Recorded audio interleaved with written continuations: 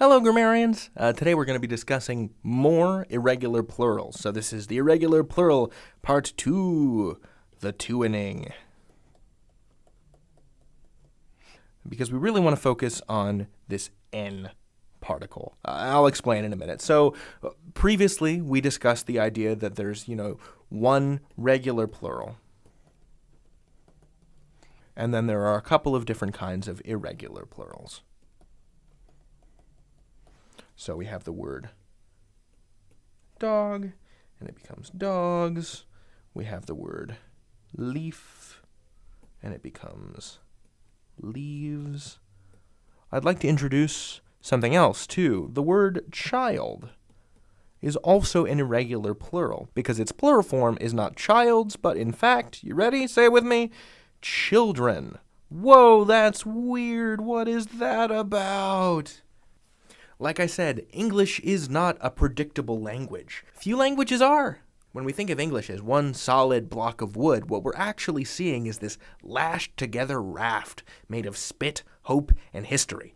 So it's your job as a writer and a speaker of English to make of this crooked timber something straight, to borrow a phrase and then mangle it.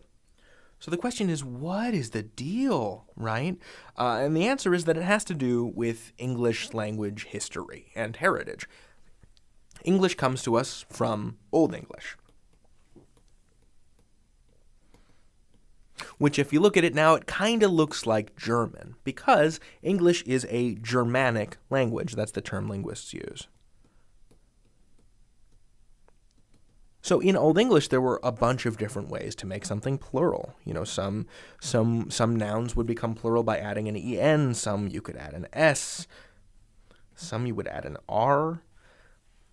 And part of this depended on what part of England you lived in at the time. There were a bunch of different regional variations. Today, this en ending only applies to basically 3 or 4 words. These are all you need to remember for this one weird en thing. So, the en ending plural only applies to child, ox, brother or sister. And even these are really rare. I bet you don't even know what I'm talking about. The plural of brother originally was brethren. The plural of sister is sistren or sustren. But these are so rare, and brothers and sisters is so common that we don't even need to consider them. So, really, the only weird en plurals that are going to be in common usage are children and oxen. And unless, your family raises musk oxen or you're an ox driver, you're probably not going to be using the word ox very often. And if oxen are a big part of your life, you probably knew how to pluralize them already just from hearing people talk about them your entire childhood. So I'm going to cross that off too. The only thing you need to worry about is the en in children. Child becomes children. Now you're probably wondering, David, if there's the word ox and ox becomes oxen, what about box? Why is the plural of box boxes and not boxen? To borrow a gag from Brian Regan. The simple truth is that it has to do with this word's origin. Ox is a native Old English word. Box comes to us originally from Greek, and then Latin, and then French. That's how it came to English. I'm sorry if that's not a very satisfying answer, but that's how English works. English is this language that is composed of a bunch of different puzzle pieces, all mashed together by time, history, and repeated invasions, which are totally metal. But I'm getting away from myself. The important thing to remember is that for this irregular plural, this en ending, really, unless you work with oxen, or unless you are leading some sort of old-timey folk revival where you have to refer to brethren and sistren, child to children is really the only change you need concern yourself with. All this can be summed up, boop, just like that. You can learn anything. David out.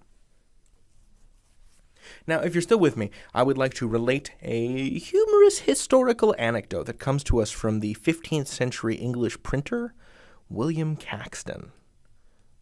Now, this story comes to us from about the year 1490, and I just want to use this story to illustrate just how different, how dependent on what part of the country you were living in was on the language that you spoke. Because before mass transit and mass communication media, which William Caxton was a part of because he was one of the first English language printers, before any of this technology allowed us all to communicate with each other, we basically just had letters, and most people were illiterate, and talking to each other. And since it wasn't really easy to get from place to place to place before the advent of cars, most people didn't really go very far.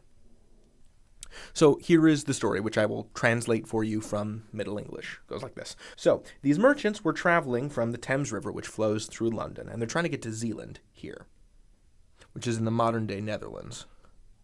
This is, incidentally, this is England. This is the southeast coast of England. They're trying to get to Zeeland, and this is a distance of about 160 miles, give or take.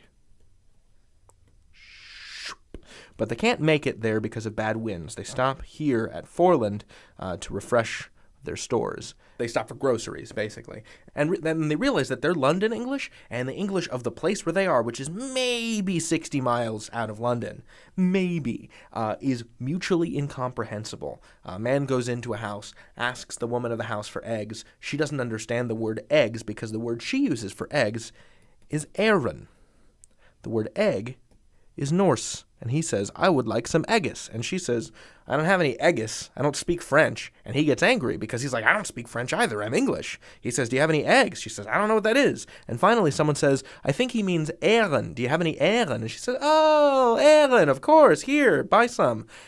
And it just goes to show you that before the advent of mass communication, we could have had variations from, as Caxton put it, shire to shire to shire. Each little town had its own variant of language, and it wasn't until everything was united by this technology that Caxton worked with, the printing press, that people started to become literate and converge toward what we would consider a more unified standard of English. All right, that was just a little bonus, silly video. You kan lerne anything. David out.